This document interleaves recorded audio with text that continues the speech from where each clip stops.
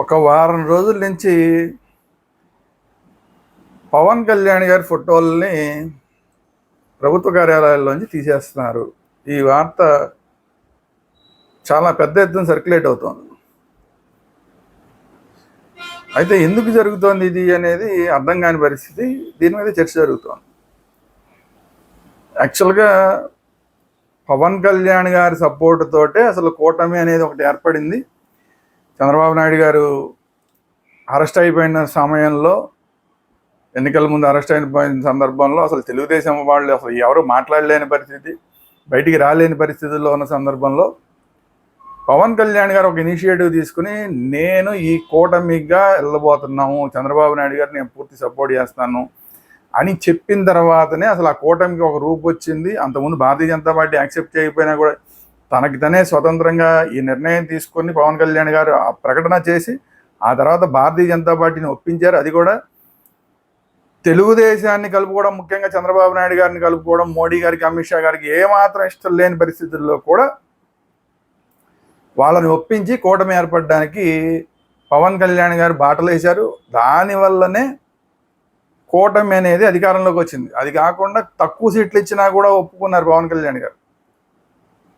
తక్కువ సీట్లు ఇచ్చినా కూడా త్యాగం చేసి, ఈవెన్ అసలు నాగబాబు గారికి ఎంపీ ఇవ్వాల్సిన చోట కూడా ఇవ్వకుండా బీజేపీకి ఇవ్వాల్సి వచ్చిన అక్కడ త్యాగం చేసి, అట్లా ఒక చోట కాదు చాలా చోట్ల త్యాగాలు చేసి చేసి చేసి అంతా పవన్ కళ్యాణ్ గారు చేస్తే కూటమి అనేది అధికారంలోకి వచ్చింది. సరే, ముందు ఆయన్ని ఉప ముఖ్యమంత్రిగా ప్రకటించారు. ఉప ముఖ్యమంత్రిగా ప్రకటించిన తర్వాత నా ఫోటోలతో పాటు పవన్ కళ్యాణ్ కూడా ఫోటోలు పెట్టండి అని చెప్పి చంద్రబాబు నాయుడు గారు ఆ రోజుల్లో చెప్పారు. సో ఆ మేరకి చాలా వరకు ప్రభుత్వ ఆఫీసుల్లో ఉప ముఖ్యమంత్రిగా ఉన్న పవన్ కళ్యాణ్ గారి ఫోటోలు కూడా వచ్చినాయి. అయితే సంవత్సరాలు తిరిగేసరికి రాజకీయాలు మారినాయి. ఈ మారిన రాజకీయ పరిస్థితుల్లో ఇప్పుడు కొన్ని చోట్ల పవన్ కళ్యాణ్ గారి ఫోటోలు తీసేస్తున్నారు. అయితే దీనికి కారణం మళ్ళీ ఏం చెప్తున్నారంటే, జడా శ్రావణ్ కుమార్ గారు ఆయన ఏదో కోర్టులో కేసు వేసాడు, ఇలా ఉండటానికి వీల్లేదు, అసలు ఉప ముఖ్యమంత్రి పదవి అనేది అదొక అఫీషియల్ పదవి ఏం కాదు అది, అలాంటిది ఆయన ఫోటోలు పెట్టడం ఏంటనేది ఏదో కేసు వేశారు అనేది ఒక వాదన. అయితే దాన్ని కోర్టు కొట్టేసింది. మళ్ళీ దాన్ని ఏదో పై కోర్టుకి ఏదో వెళ్తారు, అది నడుస్తూ ఉంటుంది. కానీ కోర్టు ఎక్కడా కూడా, ఏ కోర్టు కూడా పవన్ కళ్యాణ్ గారి ఫోటోలు తీసేయమని చెప్పలేదు. ఇది అందరూ గుర్తుపెట్టుకోవాల్సిన విషయం. మరి ఎందుకని తీసేస్తున్నారు? ఇదే సందు అదే సందు అని తీసేస్తున్నారు. రాజకీయాలు మారినాయి. మారిన రాజకీయ పరిస్థితుల్లో ముందు అనుకున్నట్లాగా కాకుండా లోకేష్ గారే సీఎం అవుతారు రాబోయే రోజుల్లోని, దానికన్నా ముందేమో ఇంకొక ఉప ముఖ్యమంత్రిగా లోకేష్ గారు అవుతారని, ఇట్లా రకరకాల వార్తలు, డెవలప్మెంట్లు వచ్చినాయి. ఫస్ట్ అయితే మళ్ళీ ఇంకొక ఉప ముఖ్యమంత్రిగా లోకేష్ గారిని కూడా పెడతారని, ఆ తర్వాత ఇంకా ఉప ముఖ్యమంత్రి కాదు, ఇవన్నీ ఏం కాదు, డైరెక్ట్ ముఖ్యమంత్రినే చేసేస్తారు లోకేష్ గారిని. ఇలా రాజకీయ పరిస్థితులు మారినాయి.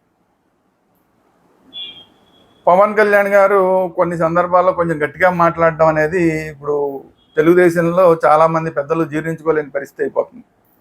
లూలు వ్యవహారంలో చాలా సీరియస్గా స్పందించారు పవన్ కళ్యాణ్ గారు.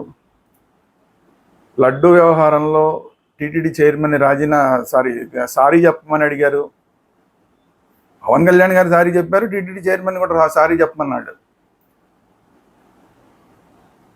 అలాగే పోలీసుల వ్యవహార శైలి మీద 2-3 సందర్భాల్లో చాలా గట్టిగా మాట్లాడారు.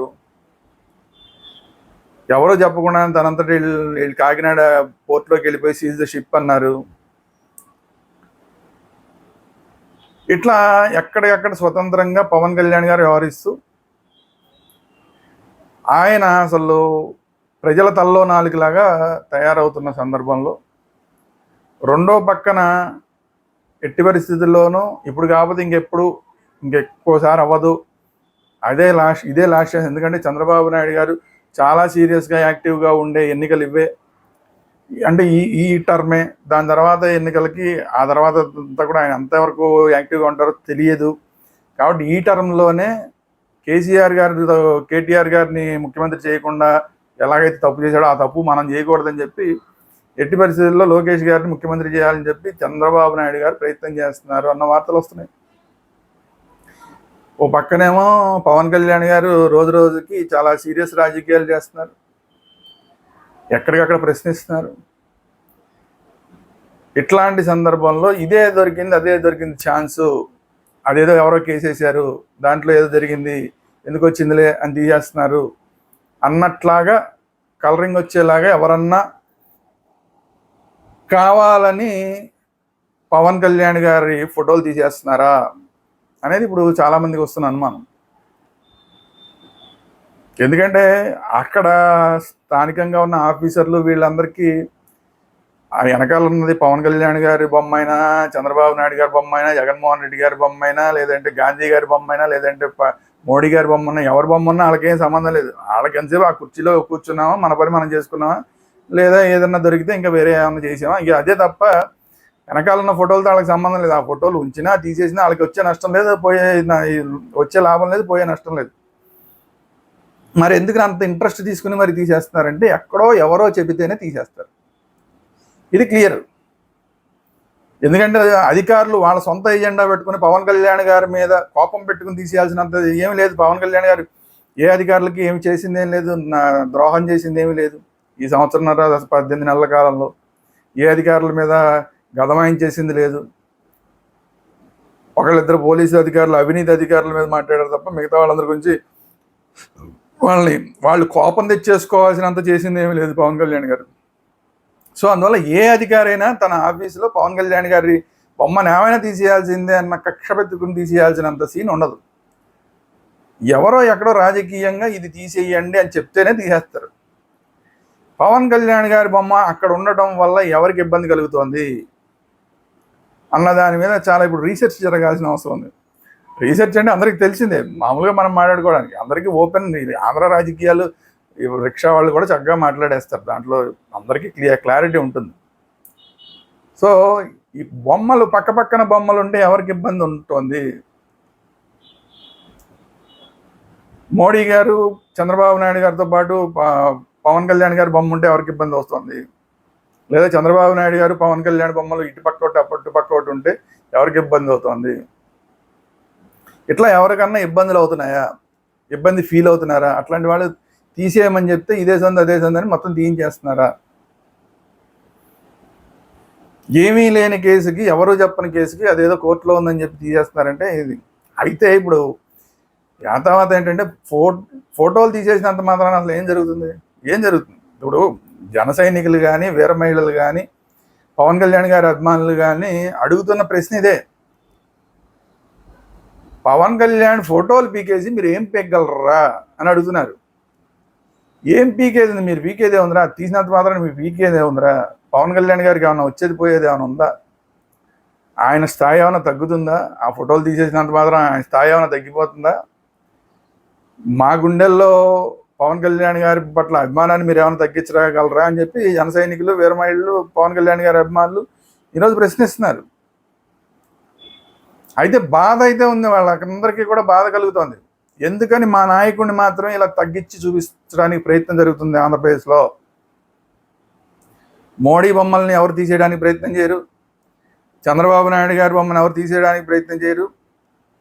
కానీ మా నాయకుడి బొమ్మని మాత్రమే టార్గెట్ చేసి తీసేయాలని ప్రయత్నం చేస్తున్నారు. ఎందుకు జరుగుతోంది ఇదని బాధపడుతున్నారు.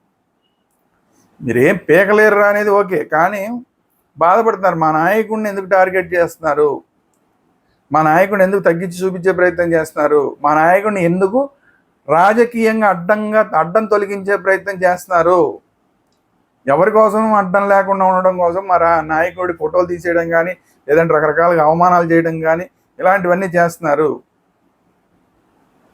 ఎక్కడో భీమవరం దగ్గర ఒక డిఎస్పీ గురించి మాట్లాడితే మొత్తం తెలుగుదేశం వాళ్ళందరూ వచ్చేసి అంటే అబ్బాయి లేదు, అతను చాలా మంచోడు అని వెంటనే మంత్రుల దగ్గర నుంచి వచ్చి ఎందుకు మాట్లాడారు అంటే, పవన్ కళ్యాణ్ గారి మాట అనేది బయటికి రాగానే ఎందుకు అంత రియాక్ట్ అయిపోతున్నారు? పవన్ కళ్యాణ్ గారి మాట తగ్గించి చూపించడానికి ఎందుకని అంత ప్రయత్నం చేస్తున్నారు రాజకీయంగా? ఎందుకంటే అది పోలీస్ శాఖ నిర్ణయించాలి, అతను మంచోడా కాదా ఏదైనా పోలీస్ శాఖ నిర్ణయిస్తే ఓకే. ఈ రాజకీయ నాయకులే నిర్ణయం చేస్తున్నారు. అంటే ఎవరికో అడ్డం లేకుండా ఉండటం కోసం పవన్ కళ్యాణ్ గారు రేపు పొద్దున అడ్డం అవుతారేమో, ఎందుకు వచ్చిందిలే అని ఇప్పుడు సర్ప్రెస్ చేసే, తగ్గించేసే, తొక్కేసే ప్రయత్నాలు చేస్తున్నారన్నది ఇప్పుడు పవన్ కళ్యాణ్ గారి అభిమానులు, జనసేన వీర మహిళలు, అలాగే జన సైనికులు చాలా బాధపడిపోతున్నారు. ఈ బాధ ఇలాగే కంటిన్యూ అయితే కూటమికి చాలా ఇబ్బందులు వస్తాయి. సరే, ఎవరన్నా ముఖ్యమంత్రులు అవడం కానీ, లేదంటే ఉప ముఖ్యమంత్రులు అవడం కానీ, లేదంటే కూటమి ప్రభుత్వం బ్రహ్మాండంగా నడవడం కానీ, ఇవన్నీ తర్వాత సంగతి. వీర మహిళలకి, జన సైనికులకి, పవన్ కళ్యాణ్ అభిమానులకి విపరీతంగా కోపం వచ్చేస్తే రేపొద్దున స్థానిక సంస్థల ఎన్నికల్లో కూడా చాలా తేడా వచ్చేస్తుంది. స్థానిక సంస్థల ఎన్నికల్లో తెలుగుదేశం క్యాండిడేట్లు గెలవడం అంత ఈజీ అవ్వదు.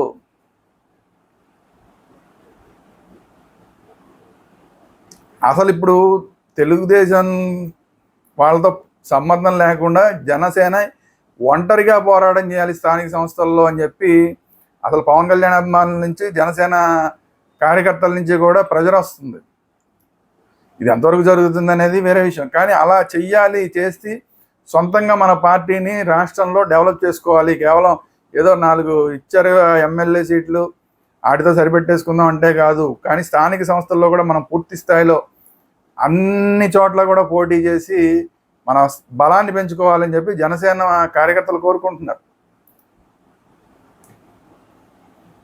మరి ఇవన్నీ కలిసి పవన్ కళ్యాణ్ గారి ఫోటోలు తీసేయడం, ఇలాంటివన్నీ కలిసి రేపొద్దున జనసేన ఒంటరిగా పోరాటం చేయడానికి, స్థానిక సంస్థల ఎన్నికలు ఒంటరిగా ఫ్రెండ్లీ పోరు అని చెప్పి పద్ధతిలో వెళ్ళడానికి ఏమైనా దారి తీస్తాయా ఈ పరిస్థితులు? ఎందుకు ఇలా కావాలని చెప్పి పవన్ కళ్యాణ్ గారిని తొక్కేసే ప్రయత్నం, దాని ద్వారా పవన్ కళ్యాణ్ గారిని రెచ్చగొట్టే ప్రయత్నం ఎందుకు చేస్తున్నారు, ఏంటి, ఎవరున్నారు దీని వెనకాల అనేది